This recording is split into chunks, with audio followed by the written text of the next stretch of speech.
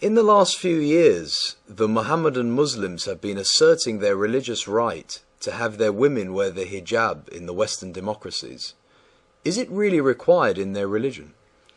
Like all the answers and statements that I give in this series, no matter how unbelievable or even offensive they may sound, are nonetheless based entirely upon the Arabic language of the Quran and of the Hadiths with all the corresponding references. The Arabic word hijab is sometimes translated as veil, but it can also signify anything that prevents something from being seen, such as a screen, a curtain, a wall, or even a hymen. The root of the verb is hajaba, meaning to hide.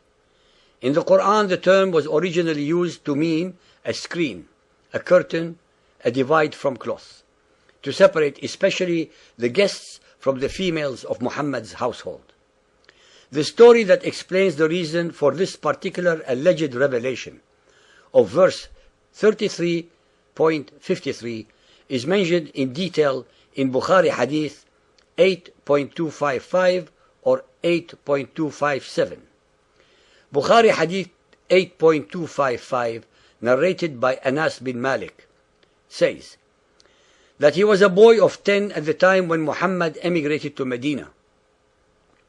He added, I served Allah's apostle for 10 years, and I know more than the people about the occasion whereupon the order of hijab was revealed.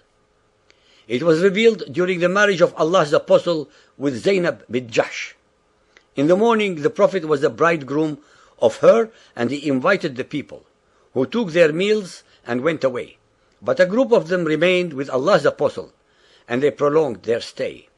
Allah's apostle got up and went out, and I too went out along with him, till he came to the lintel of Aisha's dwelling place. Allah's apostle thought that those people had left by then. So he returned, and I too returned with him, till he entered upon Zainab and found that they were still sitting there and had not yet gone. The Prophet went out again, and so did I with him, till he reached the lintel of Aisha's dwelling again, and then he thought that those people must have left by then. So he returned, and so did I with him, and found those people had gone.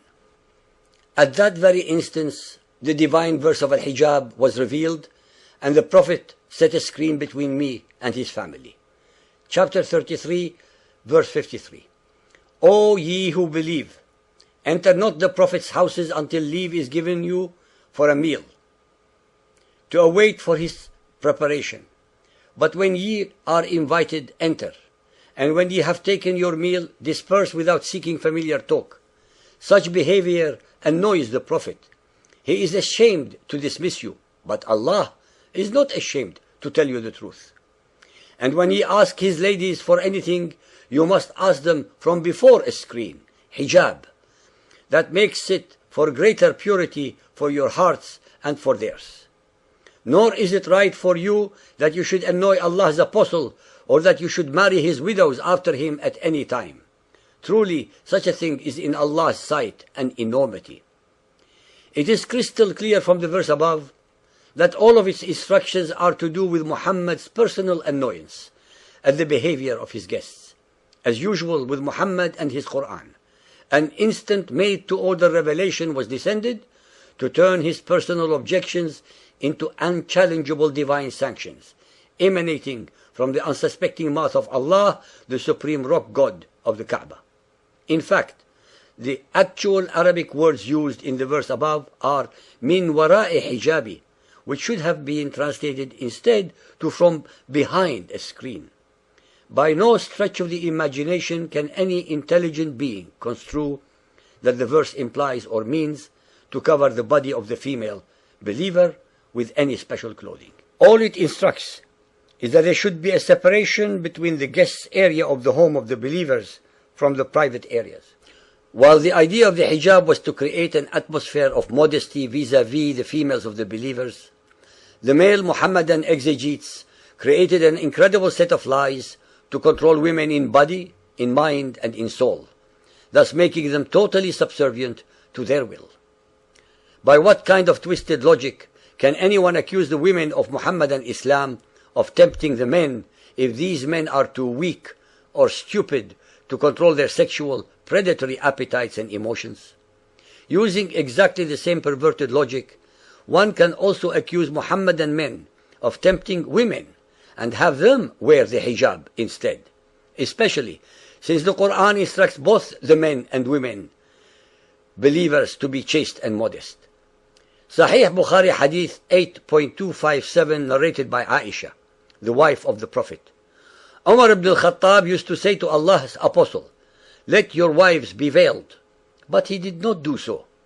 Umar was anxious for some divine orders regarding the veiling of women, so Allah revealed the verse of the veiling, al-hijab. Although both the Quran and the Hadiths clearly explain the meaning and reason for the hijab, nonetheless, the male chauvinist followers of Muhammad deliberately misinterpreted and or misrepresented it to mean that the female followers should be covered from head to toe with a garment from which only their eyes can be seen.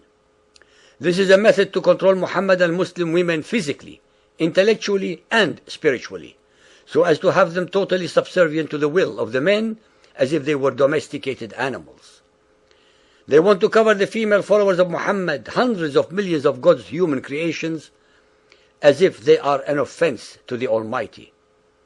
Al-Hajj Maulana Falzul Karim in Mishkat al-Masabih, Volume 2, page 692 says, "A woman is like a private part. When she goes out, the devil casts a glance at her." That is why the male Muhammadan Muslims want their women covered as if they were genitals. The Arabic word hijab is used in the Quran 4 times only, as in the following verses: 7.46, 17.45, 38.32, 42.51, to describe a screen, a divide, a separator, a curtain, a veil of separation. In none of them is the word associated with any kind of dress or costume covering the whole body of anyone or anything. What is being enforced upon the Europeans and other democracies today is a politicized form of hijab, so that slowly but surely more and more Sharia-based rules are insinuated into the consciousness of our democracies, acting as a slow poisoning of our values. The hijab is not in the Quran or in the Hadiths as a total covering of the women of Muhammadan Islam, and no Muhammadan Muslim can prove otherwise. Muhammadan Muslims depend entirely upon the ignorance of a humanity in general regarding the Arabic language and the actual meaning of the Quranic verses to fool, to deceive, and to misinform them, so that they can insinuate their agenda into our consciousness and undermine our democracies.